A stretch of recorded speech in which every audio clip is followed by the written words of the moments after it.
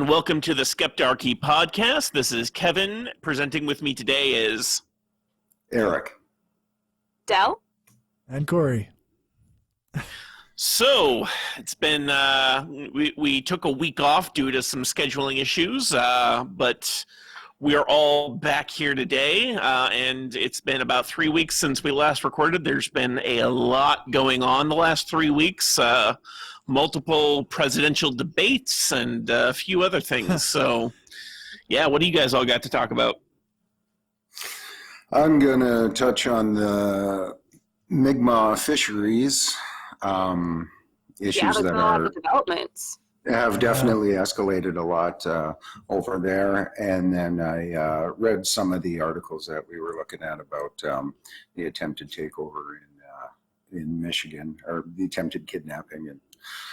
And those are probably about the only two that are on my mind. Yeah, I've been thinking about the recent attempt on Biden's life, as well as the victory of Moss in Bolivia. So that's been pretty cool. Yeah, I haven't. I've been deep in the QAnon research. Oh dear God, that's going to be interesting.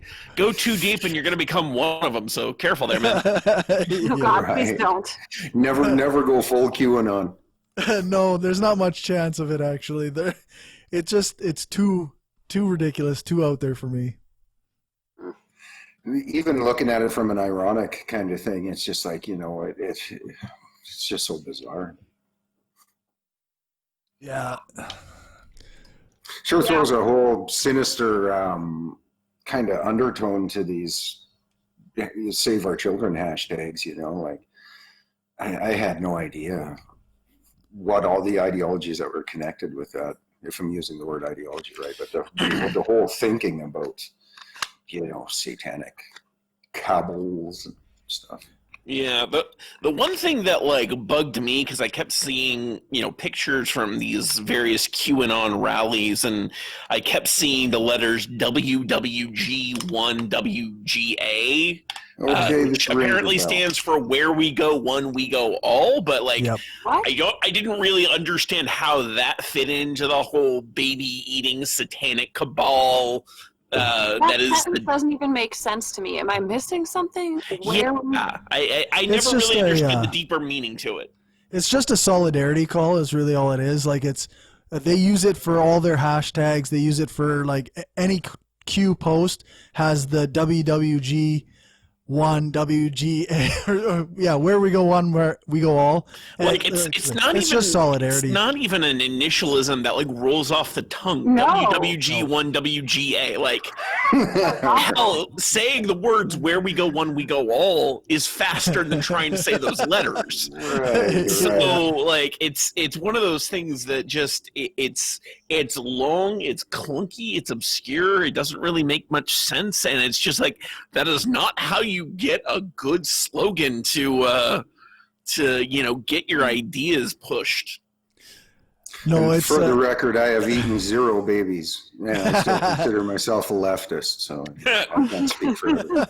Well, I'm sure we can get you caught up on that front. Wow. I myself have eaten a whole 0 babies. Baby what? Yeah. Yeah, right. Okay, well, if we're gonna go like that, perhaps a baby shrimp or two here and there. Yeah. I may have had veal. Yeah. Yeah.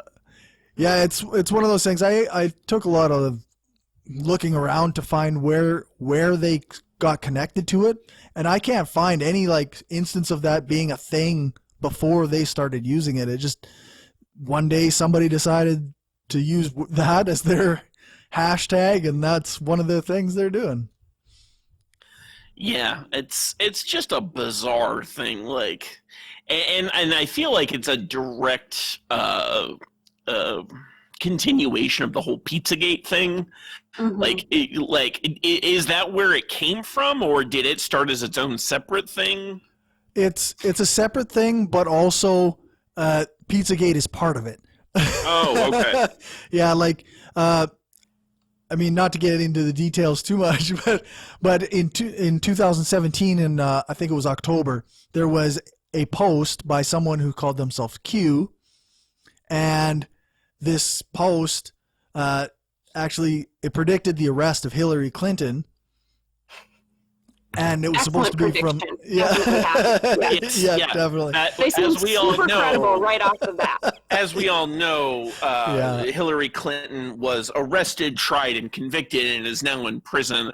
Oh, wait. That's right. You know, so that was just a fantastic bit of prediction there. I'm sure, you know. That's right. I'm sure all of their other prophecies have been just as validated.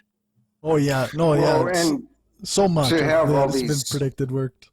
Yeah, the Save Our Children stickers and stuff, you know, it's almost like I could see if it was a response to a lot of people having stickers that said, you know, harm the children or something, you know. But it feels like they're just coming out of nowhere with this, like, you know, like what next? Like breathe oxygen, you know, like.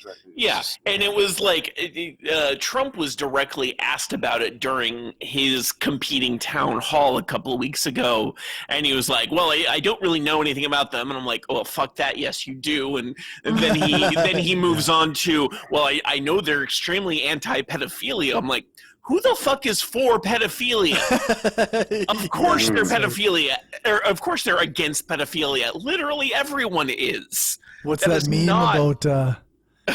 Nobody's disagreeing with you.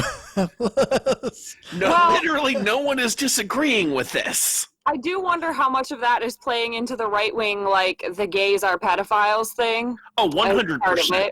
Yeah. I fully expect that is 100%, you know, on their agenda. They've also got like some weird. They always like to recite the number 800,000 children go missing in the United States every year, and it's not right. Like 800,000 children do get reported missing, but a very significant percentage of those are actually with their non-custodial parents and are just reported missing because their custodial parent doesn't know where they are or didn't approve of that situation. So, and I mean, there's other reasons why children are reported missing but end up being found. So this whole Save Our Children thing, it's actually like based on just misinformation. Well, and I think that a significant number of like the victims of sex trafficking, like minor victims of sex trafficking, are like the kind of people that conservatives are not doing right by right now. You know, they're illegal immigrants or whatever, right? They're people that are in vulnerable situations partially because of or largely because of conservative policies, you know, whether that's people in, you know, low income situations, or so much of it is like, you know, they created that monster in a lot of ways. Yeah. It's very classic, you know, conservative self-contradictory logic. It's, you know, oh, save the babies, but, you know, don't actually help them when they need it. Right. Save, you know, I'll wear a T-shirt that says "Save the children," but, you know, make cuts to education and technology. Yeah. We, you know, don't take real world steps to improve the lives of, you know, all. Just yell about how much you want to save that's right, missing children, and you know, I think we've all agreed that it's just a commonality. Yeah, human and condition. it's not as if they really care about people going missing, because there are missing and murdered Indigenous and Black women all the damn time, and you know, you don't really hear jack shit about them. So yeah, the amount of like narrow blinder focus that they have on these very specific niche issues, and then they say literally nothing about the extremely similar related issues that affect communities that they don't actually give a fuck about. Right, where they could actually make a difference. Like working on our immigration policies, it could make a huge difference in when it comes to like trafficking of vulnerable people, you know? Yeah. But they would never do that. They just want to blame it on all the people that they don't like for political reasons, because it makes them feel better about themselves, and that is it.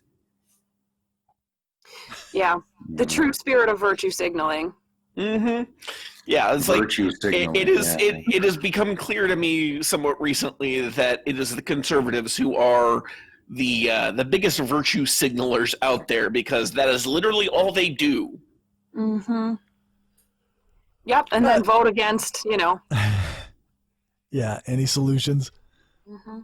Yeah, and they are also the same ones that, like, they say that the left or social justice warriors are always like outraged about everything, but Yes, we are the outrage brigade, as I have heard it said. yes, but as soon as Nike sponsors Colin Kaepernick, they're out there burning their own goddamn shoes. So. Yeah.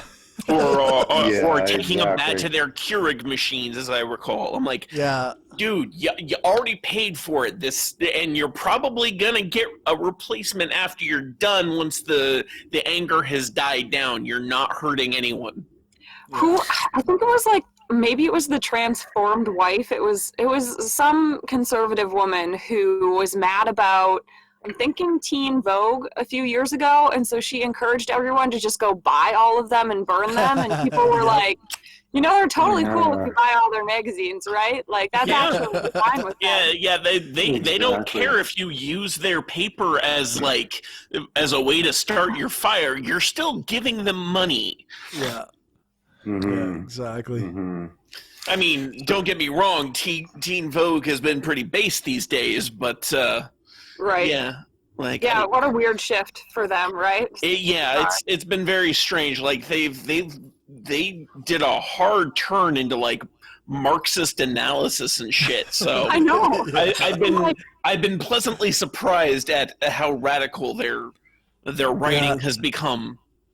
They're legitimately a good read every single time now. Yeah, like I feel like people from Jacobin just like decided to move over to Teen Vogue and completely shift the narrative there, and I'm not mad about it. No. No, go for it. Yeah. It's pretty bizarre, but I'll take it. Well, and if it's because it's Teen Vogue, it's got to have an influence on younger people, right? And that's the more younger people that are exposed to the left-wing ideas, the better. Well, what I remember Get them from all mine, the young. right, and a lot more younger people are becoming disillusioned, I think, with what we're being sold. Yeah, I remember Willing seeing to a try meme the something other else. day that was like the Zoomers are putting millennials to the wall for not being left enough, and the millennial in the picture is just like, you did good, kid. You did good. Yeah. So, what was your overall take on all your QAnon research, Corey? I wasn't able to listen to your podcast. Essentially, I have no idea what to do with them. I'm Right. hoping. I I'm don't hoping think that you're the only one with that particular viewpoint. yeah, I'm hoping that some of these websites banning their content is going to have like at least a reduction in the number of people that are pilled into it or whatever they say. I mean, it So- might, but it also might have the Streisand effect. So that one's going to be hard to tell. Yeah, I think it's like Infowars got banned from YouTube and Facebook and Twitter, and now like Alex Jones really only has his own website where people can go get his stuff, and I think it's reduced the number of people that are going to his stuff, right? Yeah, But that's fair. I do think there's more and more evidence that that type of deplatforming does work. I mean, I know that we're all nervous that it might not, but I think another one was Milo Yiannopoulos, right? I Yeah. mean, it feels really scary because I think they do get kind of a publicity bump right when it happens. And so, that is something that people should take into consideration, that this might backfire. But at least so far, I actually think it seems to have been pretty effective. It just takes a little while to really see the effects. And the problem is you let them get so big before you do it that you can only sort of stunt their growth. You're not going to erase all the damage that was done for the last 10 years in the case of Alex Jones, right? So it's it's not a perfect solution, but it's a hell of a lot better than just letting them.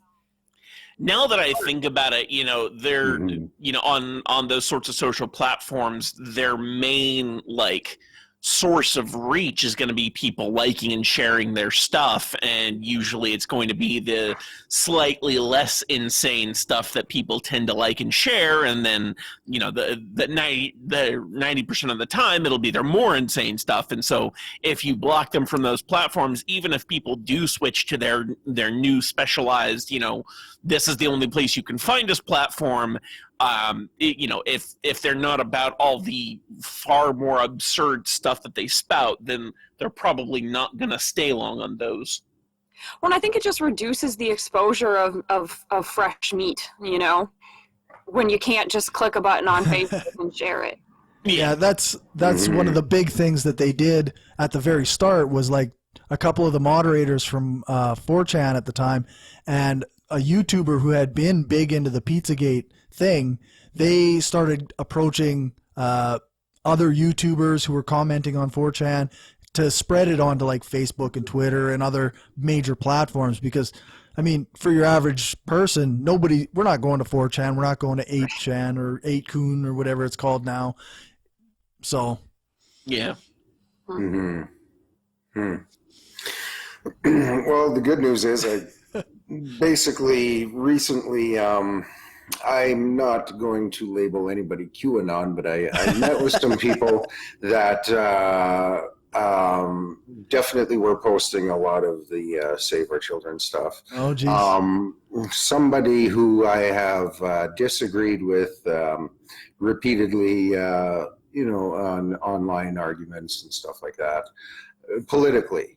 So very opposite ends of the political spectrum, but we were able to come together to unite as a family and basically not talk about politics. Well, not talk deeply about politics and religion. And I'm pleased to say that there was no bloodshed and stuff, and that I think we were able to find some common ground and kind of see some humanity in each other, because if I'm just reading what they're posting online and doing that year after year, it's definitely like just based on that, I probably wouldn't have made the trip, right? But Right. Given the fact that I did, and that I've now met them, and that I realize I can get along with them, I might actually go visit them and stuff, because at the end of the day, they are family members. Yeah. Some married in and things like that, right? So yeah. Anyways, that was kind of my good news, that I could still relate to people, but definitely it's hard to stay off the political stuff, Yeah, I've always personally been kind of skeptical of the whole, well, at the end of the day, they're still family argument for myself. But, I definitely see where you're coming from there. Right. Well, I read a book fairly recently that was talking about, the guy was talking about, he understands how brothers could be on opposite ends of the Civil War just based on a few ideologies. And, I'm like, when the Civil War happened, that happened a lot. So, and I'm kind of like, yeah, okay, like if things really boiled down to a few issues, I could see how that could happen, right? Yeah. Yeah, I've seen some arguments about, this was particularly in the context of racial stuff, but I think it also sometimes goes for queer issues too. About like if you're in sort of the group that's being directly harmed and you want to just cut people off for their behavior, that's like totally within your rights. But if you're not actually the group being harmed, sometimes it's better if you stay in those people's lives to try to keep working on them and keep bringing them around and keep sort of humanizing the other side and that type of thing. And I do feel that kind of when it comes to like, so one of the things that I will frequently go to bat for is the issues that trans women face, right? Like I will get in those comment sections and duke it out with people on that pretty frequently, because I kind of feel like I'm queer, but I'm not a a trans woman, and so like this is not triggering to me in the same way it probably is for a trans woman, right? But I feel like I can, do a pretty good job representing the issues fairly, and so it helps when there are both people that will continue engaging on these issues, but it's also totally people's right to just say fuck it as well. So and I'm not necessarily a person who's like, I'm definitely not like, oh, we all have to get along and say kumbaya, but there is something to be said for continuing to engage with people and not letting conservatives get away with their conservative nonsense bubble sometimes.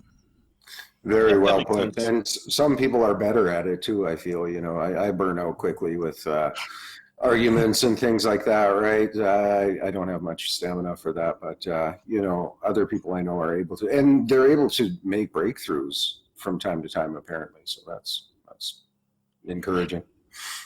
Yeah, I mean, obviously, I think, there's research out there showing people don't just change their minds as a result of one conversation, but on the other hand, like, there are people that do change their minds, like I have changed my mind on a lot of stuff, right? So I know it's not like I don't think we can win everything by just having individual conversations with people. Like that's not going to be all it takes, but there are some people to win that way. So yeah. And I just that makes total sense. I find it useful too because I'm always just really curious about like, how the hell did you come to that conclusion? Exactly. Like, I know you're a human person with a human brain. So like, what in the world could possibly have led you to think this, And sometimes more and more, it seems like the answer to that is just that they're operating in a completely different reality. Like they're just operating on a completely different set of facts, which is. Yeah, it's like that video, or it's a documentary about I can't remember what it was called. How My Dad Was Brainwashed or something. It's on Amazon Prime. The documentary maker, her dad started off as a Democrat, and then as he listened to talk radio and watched Fox News and whatnot, he slowly but surely became this angry conservative person who was constantly talking about conservative talking points. And then at some point in the documentary, she actually like stops him from watching the Fox News and stuff like that. And like he slowly, like, I don't know if he ever converted back all the way, but he did ease up a little bit and he was a less angry person and he could hang out with his family and stuff more. And I don't know, maybe he still voted for Trump, but because it was made before the Trump era, that documentary. So it's say, I went on my main, like my actual profile, like my real name that's been there for 12 years with like all of my connections in the world, family and tons and tons of farmers. And normally that feed is like pretty heavy on the Trump love. I was on that feed for a few hours today. I saw one person post an anti-Hunter Biden thing, and then like 6 people laid into them about how dumb that was. And I saw several people that I know were Trump supporters saying that like Trump is embarrassing and like that they voted for him because they were hoping for X, Y, and Z, and it just didn't really turn out to be the case, and they're just fed up with everything. And they definitely sounded like they were going to sit it out, but for 4 years, I have been just bombarded by Trump stuff on that feed, and now it's like none. And even a month ago, like that's a night and day difference from September even. It's bizarre. Wow. Nice. Thank goodness that people are finding a line that, people are starting to say, okay, that last thing, that was enough, That's good. Yeah. It's totally weird, but so there are people... the most recent thing in the string of idiotic acts. Yeah, that was the one. That was the proverbial straw. So there are people who realize Hunter Biden isn't the candidate for president? Apparently. It's pretty good. I know. What is this? I heard about an attempt on presidential candidate Biden's life. This is new. Yeah, so that was kind of a wild thing I came across not too long ago. Basically, there was this 19-year-old that had a van full of guns and bombs and shit who tried to assassinate Biden. From what I understand, he didn't actually get anywhere near doing it, but apparently he was trying to drive to Biden's home in Delaware. He was arrested in North Carolina, so he didn't get anywhere close. But the police pulled him over for some reason, and he had bombs and handguns and rifles, and apparently a bit over $500,000 in cash that's believed to be his inheritance. So they don't really have. Probably had no tail light or like a headlight on it or something. If I inherited $500,000, I would be doing so much better things than trying to assassinate someone. I have to say, right. Assassinating someone would be more like a rock bottom activity for me. I think. I don't know. Oh, okay. So apparently, the reason they found the van in the first place was that it was left abandoned in a bank parking lot. And so the police, being obviously concerned, or the bank being obviously concerned about that, called the cops. And then I guess, ammo and guns were visible from outside the car. And so someone from the bank probably saw the money in there and was like, hey, why is all that money not in our bank? We better call somebody, right? Yeah. And this is lovely. So to add to that, apparently, let's see here. Yeah, I guess they had found several digital devices in which various images and videos of child pornography were in this guy's possession as well. So that's messed up. Although it does, I do find it interesting, based on what we were talking about with the whole QAnon thing, that someone who I'm guessing the QAnon people would have loved to see this guy be successful is also doing the same kind of stuff that they accuse Biden and other Democrats of doing. So the irony there is quite enjoyable. Yeah, the right can't stop projecting all the time. Yep. So, and as a van driver, I feel like I'm being unfairly depicted in all this stuff, Well, I mean, you didn't have a note on your phone that outlined a plan to perform a mass shooting at a mall food court on Christmas or Black Friday. So I think you're probably I do get fine. the looks, though, that insinuate that sometimes. So, Vans have been given a bad name. Yeah, they've got a bad rap. Well, it's really the unmarked white vans and the vans that have kid-friendly drawings on it. If you paint your van as like a business van, you're probably fine. Right. Yeah, just don't sell ice cream out of it. No, blackout windows aren't good either, Yes, it's kind of a giveaway. Just cut a big old window into it. Put a freezer in there and sell ice cream from the back of your van. Oh wait. Yeah. What could possibly go wrong? Yeah, right. I love them though because I can load them all full of junk, and it can rain and snow, and my tools don't get wet, and all this stuff, and haul endless amounts of crap in them and stuff. Yeah, I definitely have gotten some looks for sure. Pedestrians get out of the way real quick, so that's kind of nice. Yeah, I bet.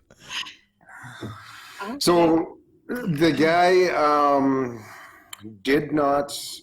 he was arrested then in North Carolina, or? Yeah.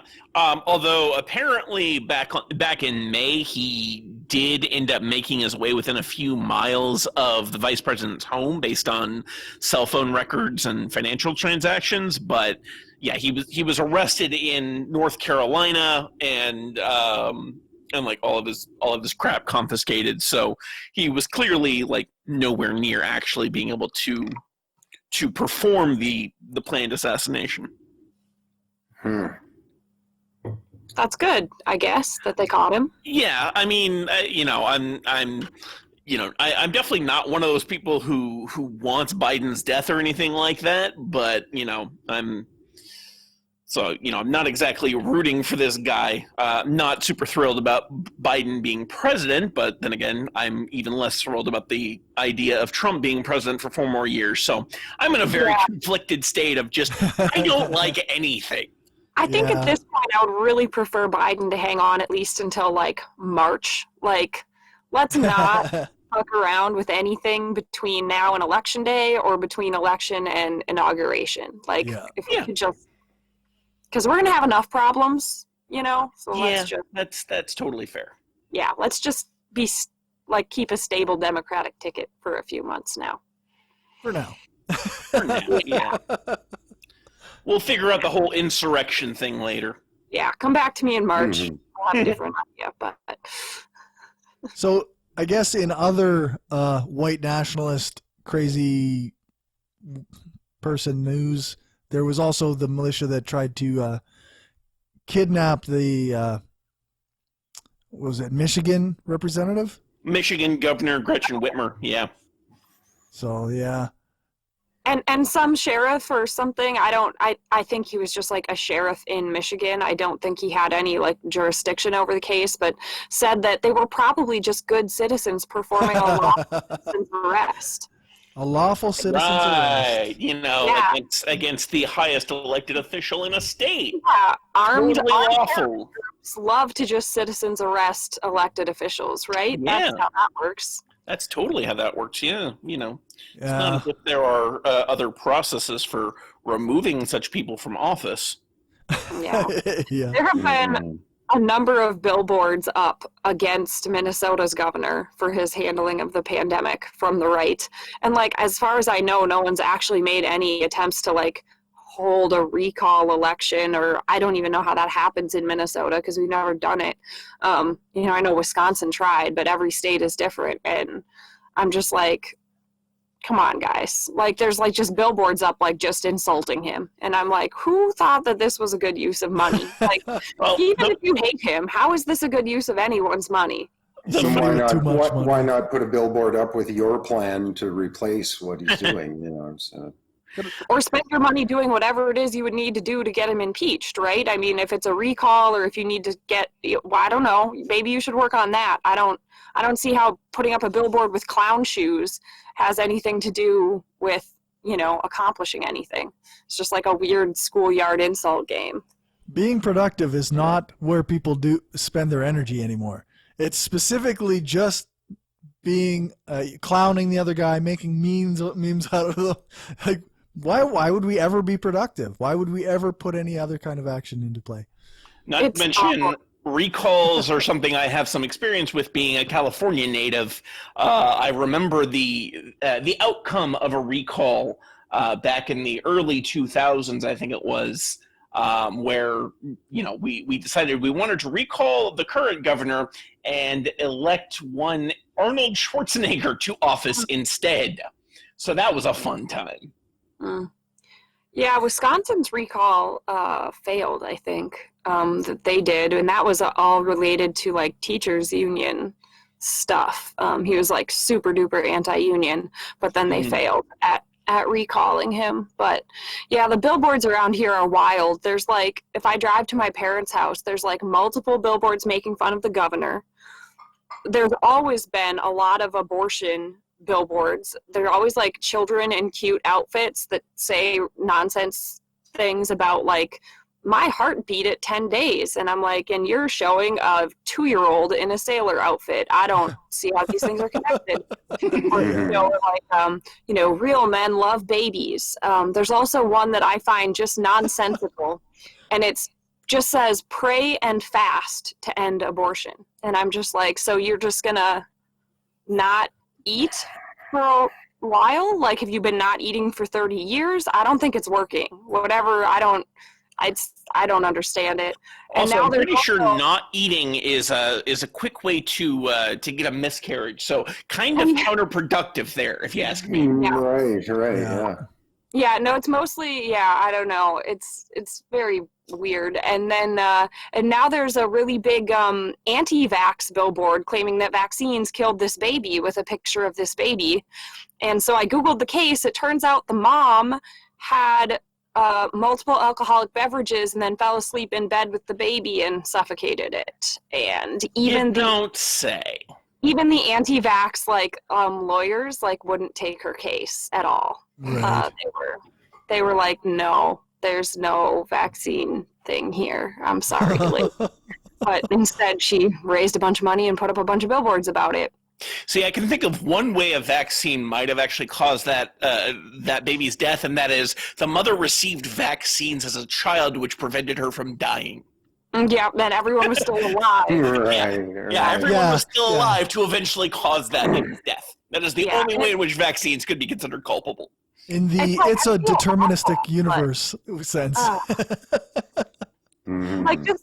I feel like this lady is probably doing this because she feels so awful, and so she has to find a way to foist off the guilt, and that's awful for her. But you put up this billboard, and I think most people that read this are going to see what really happened here. So you're really just advertising, and not to mention putting a lot of other babies in harm's way if anybody does get sent down the anti-vax rabbit hole from this stuff. It's a very depressing stretch of highway with the billboard. No kidding. Yeah. You're welcome to the Bible Belt. Yeah. Yeah. It's funny that a region is called the Bible Belt when it sounds like it's all of America. Yeah, it kind of is. I guess they want to be. We want to be the grain belt and the Bible Belt and Just everything else. The Rust Considered Belt. wholesome. yeah. Got to have Yeah, a bunch of belts, I guess. Yeah, America Right. loves belts for some reason. Mhm. Where is the fast food belt anyway? Oh, that's just the entirety of America. Is it just sweatpants at Yeah. this point? America is just Canada's sweatpants at this point. Yeah. Right. Fair. Yeah. So the fishing stuff we were talking about last episode has completely nosedived into commercial fishing violence against First Nations fisheries. There was a guy who was trapped in the place where they store their lobsters, a pound, I think it's called, and the settler fishermen, I guess, fisher people, set the building on fire and proceeded to destroy a bunch of these living lobsters and all this stuff. God. And, yeah, and put up slanderous signs. I think one of the signs I said Chiefs management plan, and there was a bunch of this dead stuff. So I saw an interview with Chief Mike Sack of the Subaganakati Nation, and he's basically talking about taking to court and see if any of the judges will agree that there was no surrender of Mi'kmaq fishing rights. But anyways, Corey, you probably can weigh in on this one too. Maybe a little bit. There was an RCMP officer who was interviewed on, I can't remember what the channel was or whatever, and he said something about where we don't think that this is an issue where the police need to be involved. We see the point on both sides, or we see the viewpoint of both sides, and it was, I don't know. I mean, to me that was just blatant racism. I mean, it's just, you see one side is being terrorized by another side. One side has all the power. They're backed by major corporations, and they have the Mi'kmaq fishermen have 350 traps compared to tens of thousands of traps for the commercial fishermen. And it's, I mean, the balance of power is so clear, and the ethical side is clearly the Mi'kmaq side. Like, there's no question here, and yet the RCMP decide that they need to stay neutral somehow, and it makes no sense at all. Well, and it doesn't make any sense to like stay neutral when like one side is clear. Like, okay, so the issue of the traps hasn't been decided by the court or whatever, but if one side is literally terrorizing the other, like, that's a legal issue regardless of whether or not the fishing is legal or not. Yeah, that's right. Like, what the fuck? Yeah. As I understand, and I think I saw a quote not too long ago that was something along the lines of, well, the RCMP just doesn't have enough manpower to stop what's happening. And that's essentially their cop-out for this, is that, well, there's too many of these commercial fishers to be able to rein them in. I'm like, so that's your excuse for staying out of it? You're just overpowered?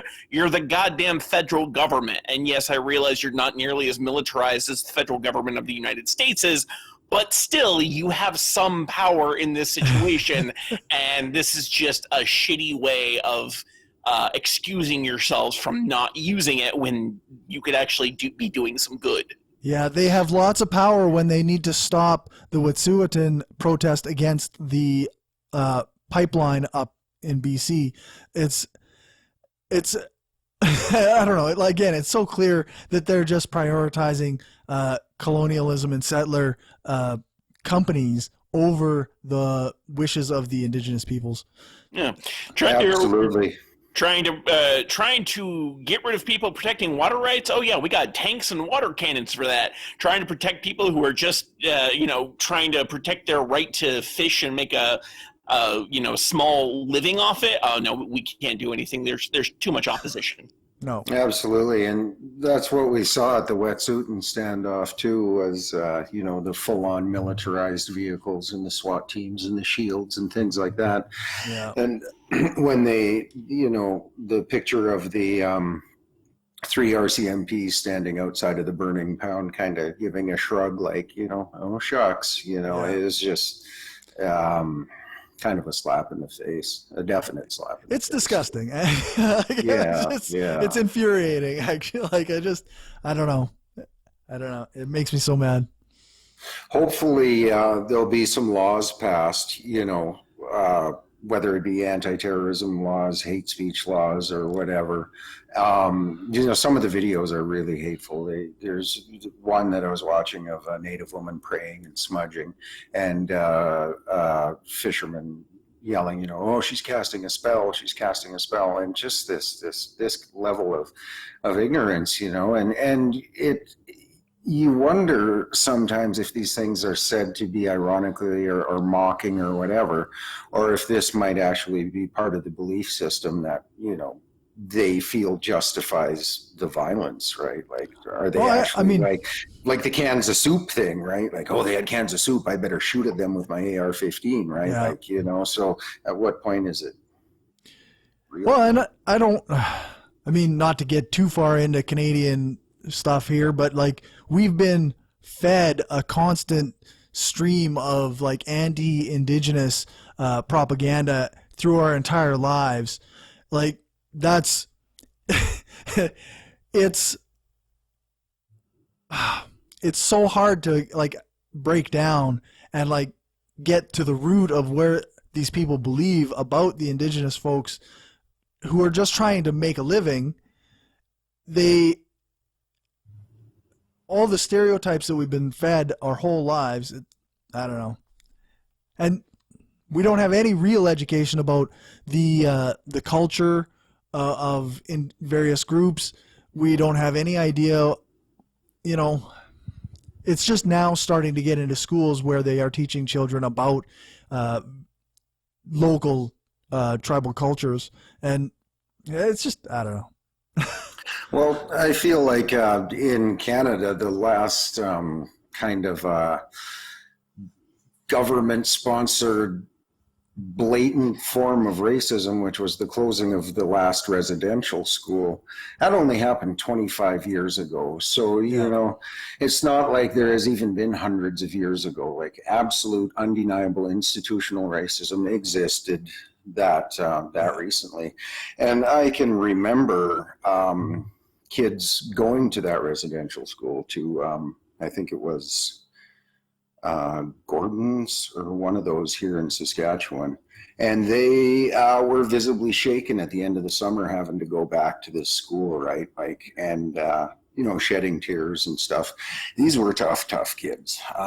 So I think in order for any kind of healing to take place, like, you know, maybe a job site isn't the place for this to happen, and maybe continued social spending to kind of filter out the trauma might be what is needed, right? Like, sure, maybe people might not be working, but if they are able to, in these past 25 years, raise their children without the addiction issues, without the violence, without whatever, right? And then I feel like a generational healing can come from that.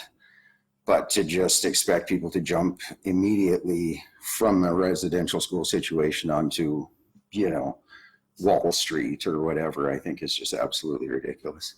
Yeah.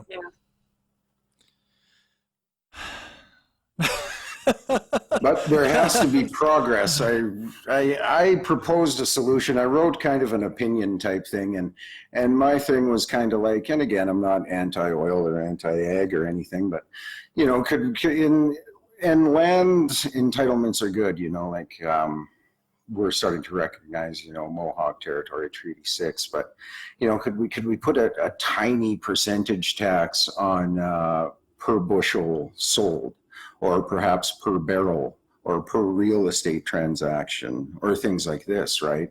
And allocate that percentage towards maybe educational discrepancies, addictions issues, housing, clean water. You know, the list goes on and on. So.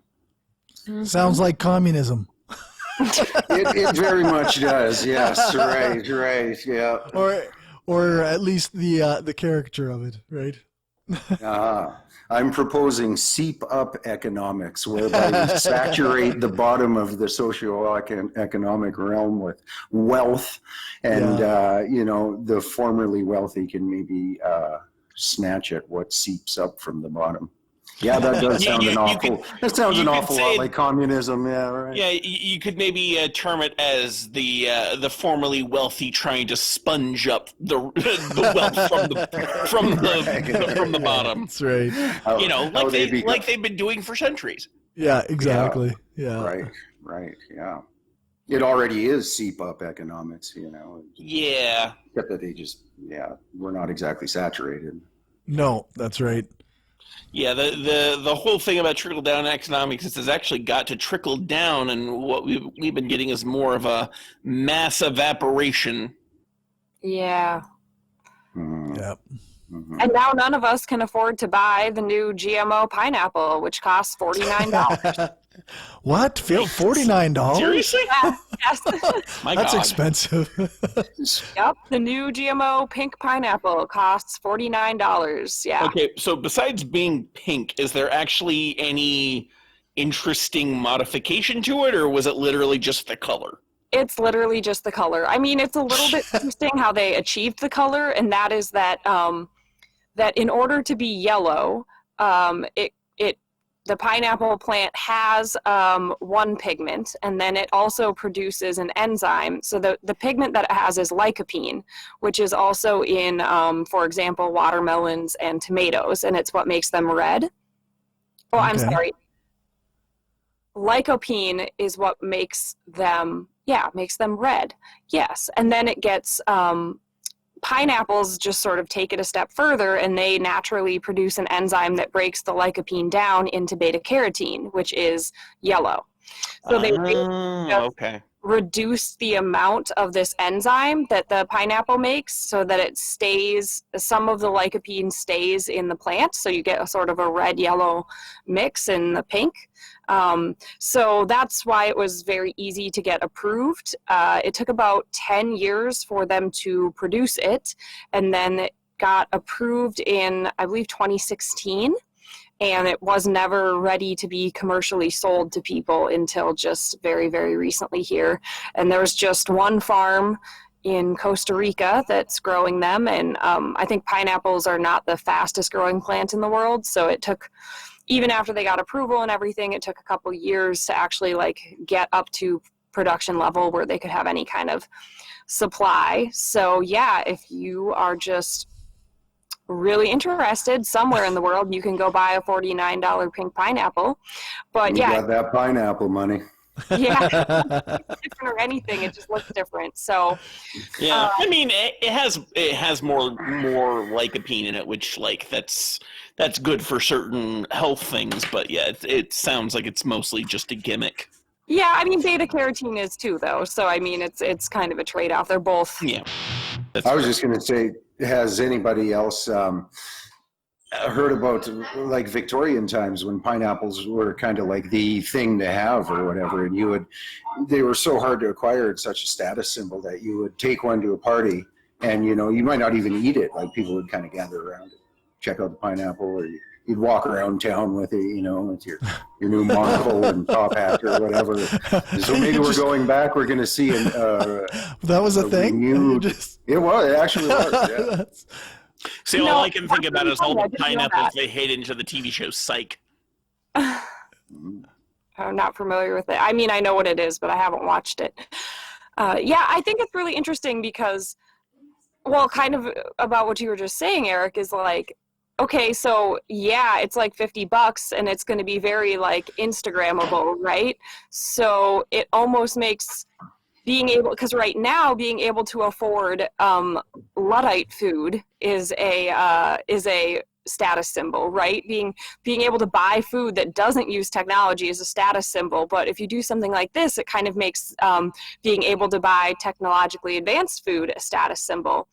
And a lot of people have said, like, the people who decided to make GMO were really excited about it because they were thinking about the farmers that were buying the seed and what did they want. And unfortunately, consumers are just not interested in a GMO that changes which herbicide you're using, right? Like that's Right. so far from what consumers are interested in. And that if they had started with GMOs that consumers found, well, in this case, just sort of like for fun, but if they started with something like allergy-free peanuts, right, which is a thing that it's probably achievable. You know, there's you could remove the proteins that cause allergies, or you could increase the nutrition, like which they have done with golden rice, which is a rice that has a bunch of beta carotene in it, and could prevent children from going blind in developing countries, right? Yeah. If they had started with just anything consumer facing, whether it was just for fun or it was actually valuable, that GMO would have had a completely different reception from the public, and that we would be in the opposite situation with food technology than we are right now, which is, you know, I don't know. I haven't seen anybody, and it's maybe the circles that I run in on both sides. You know, I run in pretty skeptical, science literate circles on the left, and then I run in farm circles on the right. So maybe I'm just not in the right places, but I haven't heard anybody be mad about the GMO pineapple. Well, I do remember like the first commercially available GMO that I can remember was the Flavor Saver tomato, but that mainly failed because it tasted awful. So, yeah. Well, it was basically targeted at the farmers again, because the farmers were the distribution chain, because the Flavor Saver tomato was supposed to like be able to handle more longer distribution chains and more sort of abuse. Yeah. You know, through the system, right? Mm. And it didn't taste good, so it still wasn't like. Still supply side. Yeah. Yeah. Or like the one that I mean, I'm not a big Apple person, but the one that I always thought would have good commercial success was the non-browning apples. Yeah, the Arctic apple, which it's not very widely distributed right now, but is commercially available in some places. I thought that would be big because nobody likes their apples turning brown. But Right. I had no idea that. I had no idea how many different kinds of apples there were until I worked in an orchard, and we had a small selection of what there actually were. Growing up, it was the bag of Macintosh, with holes poked in them from the other ones and all bruised up. And I got to this orchard, and I'm like, whoa, there's all these hundreds of different kinds. Yep. Yeah, I worked a little bit on a plant genetics project. I was working with lilies, but my professor that I was working under had worked on apple breeding. And I think that's the problem with whether it's just like a variety of apple, like a regular variety of apple, or even these GMOs like this pineapple, right? Or the Arctic apple, right? It's still not very widely distributed because it takes decades to develop it, get it approved, and then take it through like all of these channels to build up a supply. It's just like, it's a huge process, and it doesn't get to from 0 to 100 immediately. So people are probably going to forget all about the pink pineapple by the time it gets to their grocery store, Yeah. That's totally what happened with the Arctic apple. Like, I basically forgot it existed because, I don't know, it wasn't available when I saw the press release, and I haven't really paid attention since. I just go for my Honey Crisps, and I just beeline, and that's all I look at. Yeah, fair. And pink pineapple doesn't really sound that offensive for people to get worked up over. When you were talking about that, you were going to talk about the pink pineapples, I had no idea. I thought it was maybe some kind of group, that shared leftist ideas or something. That is actually amazing. If it isn't a group, it should be. Yeah. That's right. Actually, there is a group. I think they're called the Pink Pistols, and it's a group of I can't remember if it's trans women or lesbians or some intersection of that. But basically, the idea is that they are a pro-gun, queer activist group that teaches people, how to, how to use firearms for self-defense. So. Yeah, teach you basic gun safety. I just saw a news article about, it's just awful. A 3-year-old in Texas killed himself with a gun, a loaded handgun that fell out of a relative's pocket while they were visiting. And I'm like, who the fuck is walking around with a loaded gun just like in their pocket, and then it falls out, and then a kid starts playing with it in the other room? Like, the levels of stupidity that you have to, and like just horrible gun safety to have any number of those things occur is terrifying. Yeah. And the ironic part is the guy probably saw himself as a protector and savior of these children, Yeah. And a responsible gun owner. Right. Yeah, it's just awful because we talked a little bit at the top before we started about recording about hunting and stuff, and I grew up around guns. I hunt. My dad competitively shoots trap and sporting clays all around the world. I mean, my dad is shooting a gun pretty much every day of the year, and he coaches all these kids teams. Like, the number one thing you get to, like, the stuff that these supposed gun nuts do is just, it blows my mind, because it's like, it's sort of like if you're the kind of person that always wears your seatbelt in the car and then you don't, you feel really awful with your seatbelt not on, right? It's like a really freaky feeling. Like, if I was walking around with a loaded gun on me all the time, that would be terrifying to me. Like, if you have a loaded gun on you, you are at attention. You are paying attention to where the muzzle is at all times. Like, you unload your gun before you get in the car and you pack it away safely in the trunk. Like, what are you people doing? Like, you guys, these people that say they're gun nuts and they're super into gun culture, I don't know what the hell kind of gun culture that is, because it's not the kind of gun culture that I've ever been around. Yeah. It drives me nuts, Yeah, I was in a barber shop once where a guy proceeded to pull out a large handgun, and I think he came in with it wearing visible gun, started talking about it, took it off, hung it on the coat you know, what do they call them, coat tree or whatever, hangs Correct. it there.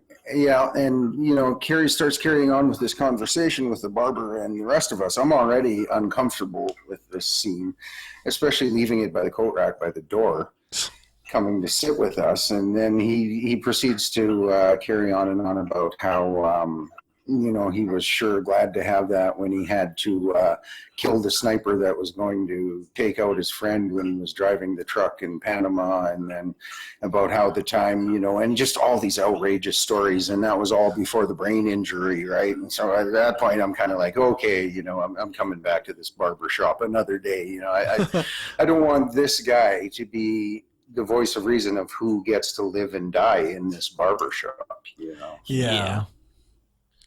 Yeah, it's awful. Ugh. Anyway, some depressing news, but it just horrifies me because I'm just, you know, I don't know how people get away with this. I mean, I guess in order to get these concealed carry permits, you have to go through these classes where they theoretically teach you this, but I think a couple sessions of a class is nothing compared to, you know, the kind of actual discipline that you hopefully get taught if you grow up in a house with people who use guns responsibly, you know? I don't know. Yeah. Well, to get us away from the more depressing side of things, there has been some good news in recent times, which is that in Bolivia, the presidential candidate from Evo Morales' party, the Movement Towards Socialism, or at least that's the English translation, did win the election by you know, a decent majority. I think it was 52%, 53%, somewhere around there. And that was after the first round, because I guess Bolivia has instant runoff voting, so they have, you know, ranked choice.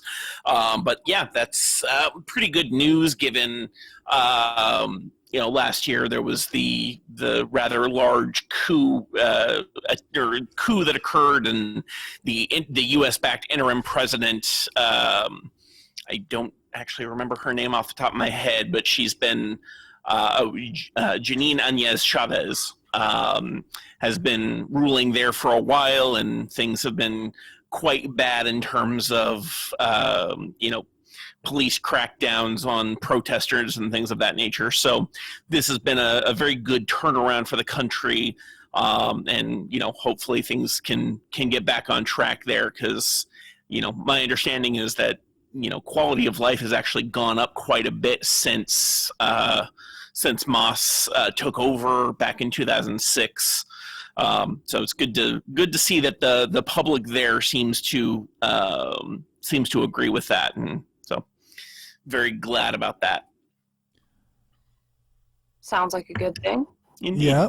So, yeah, the new president, Luis Arce, was the one of the secretaries under Evo Morales. Who was it? Finance minister. So, yeah. So we'll see what goes on there. I guess since the coup, Morales has been in exile in Argentina. So I guess he's expected to come back to the country shortly. Yeah, should be able to. Yeah. So we shall see what happens there. Hopefully, things continue to go well in Bolivia, and you know, given that Evo Morales was the first indigenous president that Bolivia ever had, and I believe the new president Luis Arce is also indigenous, and as is his new vice president. So, you know, indigenous people there have been facing challenges for centuries, as you know, indigenous folks throughout the Americas have, and so it's good to see a place where, you know, they have actual indigenous leadership and are able to kind of correct some of those issues over time, and you know, get better working conditions for all. Hopefully that'll lead to some good things out of Bolivia. You know, I feel like that's a dynamic that I've learned so much about just in the last couple years that I just had no idea about before, is like how much colonization has affected like Latin America and South America. Yeah. you know, because I feel like as Americans, we like kind of got taught that it's just like they're not from here. They're all just Latino. Like they're different shades of brown. They're all brown. They're all just one thing. But it's really not like that at all. Like they have terrible issues with colonization and like colorist racism, and like there's a lot of colonial shit that's gone down there that I don't feel like we get taught about at all. We just get told that they're all brown to us. Right. And from what I understand, in the Latinx population, like they are subjugated by the people who either are or claim to be of more Spanish lineage, right? Yeah. And, you know, the so-called Spanish people of those countries are pretty quick to point it out and to differentiate themselves from the indigenous populations. So Yeah. I think a lot of people take exception. Well, for a couple of centuries, the native population of the area that Bolivia now inhabits were treated as slaves. They were literally kept as slaves, and you know they gained their freedom. I believe early in the 20th century, but have been treated like second-class citizens since then. So, actually having elected an indigenous leader for their country was a huge boon to them. And it's a country that's, I think, something like 80% indigenous by population. So it's been a huge victory for them, just to be able to have that kind of leadership. And not to mention the fact that it's a country that actually seems to be working toward a more fair and equitable society, not just for the indigenous people but for everyone, and being able to actually get that working. And so it's something that it's pretty amazing to see the kind of progress they've been able to make in a couple of decades, not even, decade and a half. And so I'm excited to see where they go. And it's definitely been a great thing to watch. Oh. Awesome. Cool. Well, that's been, we've had a good little chat here. We have, definitely. While reading up on one of the links that Corey provided, by scrolling down to other news articles, and I'm sure you are all aware and completely dismayed by this news, as I am, that a smart male chastity device has become susceptible to hackers. So there's a warning note for that. They can apparently lock the chastity device against your will, and the makers of the device are encouraging to people, if this happens, to use a screwdriver and hack away at the things. It's the other sense of the word hack. Yeah, that's right. Yeah, that's right. Oh, and even better, the device itself is called the cellmate, which nothing encourages celibacy to me like the word cellmate, I guess. Gosh, that's yep. Okay. Wow. In a completely unrelated. What you connect to your Wi-Fi, I guess, is the lesson here. What's that? Be careful what you connect to your Wi-Fi. Yes. Yep. Yeah, no kidding. Gosh. But that's all the current events that I have. Anyway. I think that's a good place to end it. Don't buy the cellmate. Nope. Oh. But I guess we can say everybody can find the show notes. I have a bunch of links this time. It's not just a note saying we don't have any links. So yeah, that's skeptarchy.com, and we have our Twitter is at skeptarchypod, Facebook is skeptarchy, and that's, I think, everything. Oh, you could email us if you care enough to. It's skeptarchy@gmail.com. Thank you, everybody. Right. Well, yeah, thank you guys. Y'all have a good night. You too. See you soon. All right. You too. Bye.